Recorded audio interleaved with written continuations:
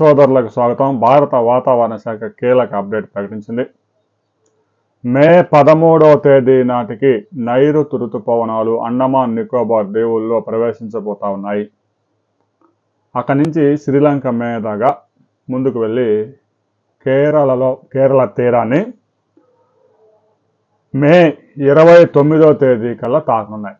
ఆ తర్వాత ఒక 5 రోజులకి తెలంగాణ, కర్ణాటక, ఆంధ్రప్రదేశ్ ఈ రాష్ట్రాల్లో విస్తరించి జూన్ 8వ తేదీ నాటికి భారతదేశం మొత్తం వ్యాపిస్తాయని భారత వాతావరణ శాఖ ఇప్పటికే ప్రకటించింది. సగటు వర్షపాతం కన్నా కూడా ఒక 5% ఎక్కువగానే వర్షపాతం నమోదయ్యే అవకాశాలు ఉన్నాయి అనే గుడ్ న్యూస్ కూడా రైతు సోదరులకు అందించింది. ఇక తాజాగా మరో అప్డేట్ ఇచ్చింది.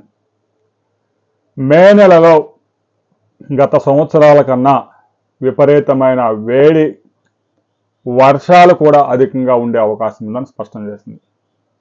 ఈశాన్య భారతంలో అరుణాచల్ ప్రదేశ్, అస్సాం, నాగాలాండ్, మేఘాలయ, త్రిపుర ఈ రాష్ట్రాల్లో రాబోయే 15 రోజుల పాటు 43 నుంచి 45 డిగ్రీల టెంపరేచర్స్ నమోదయ్యే అవకాశం ఉంది.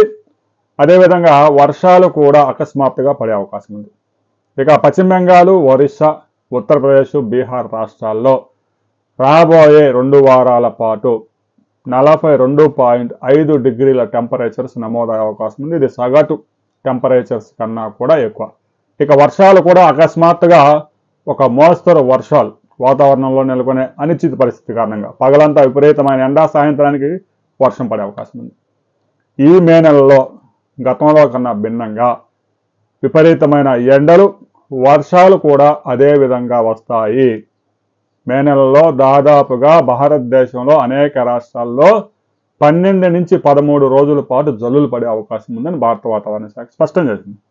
సగటు వర్షపాతంలో మే నెలలోనే ఒక 8% దాకా సగటు వర్షపాతంలో మే నెలలో కురుస్తుంది. మే నెల అంటే వేసవికాలం పేరుకే కానీ విపరీతమైన ఎండలు, ఆ ఎండలతో పాటు వచ్చే అకాల వర్షాలు, వడగండ్లు పడతా ఉంటాయి.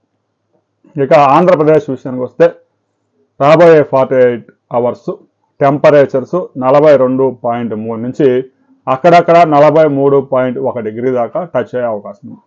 విపరీతమైన ఎండలు ఉంటాయి. అక్కడక్కడ అకాల వర్షాలు, మోస్తరు వర్షాలు పడే అవకాశం ఉంది. ఈదురుగాలి కూడా 30 నుంచి 50 కిలోమీటర్ల వేగంతో వీచే అవకాశం ఉంది. పిడుగులు పడే అవకాశం ఉంది. పిడుగులు పడే అవకాశం ఉంది.